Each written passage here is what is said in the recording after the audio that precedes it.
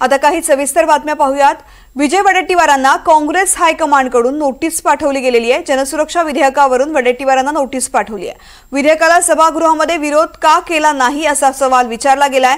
काँग्रेस हायकमांडने वडेट्टीवार यांच्याकडे या संदर्भातलं उत्तर मागितलेलं आहे। विजय वडेट्टीवार यांना ही नोटीस पाठवली गेलेली आहे।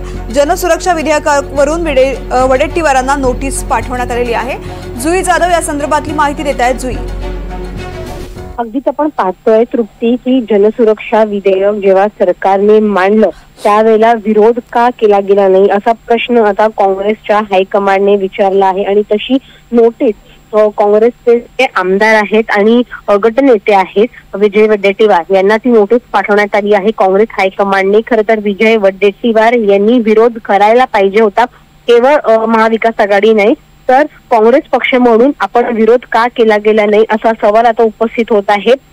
जी माहिती आपल्याला याआधी मिळाली होती की काँग्रेस हायकमांडने नाराजी व्यक्त केली होती आपल्या आमदारांवर इथल्या महाराष्ट्रामधील की तुम्ही या विधेयकाला विरोध का केला नाही। आणि त्यानंतर आता थेट विजय वडेट्टीवार यांनाच पत्र लिहिलं आहे हायकमांडने की तुम्ही विरोध का केला नाही।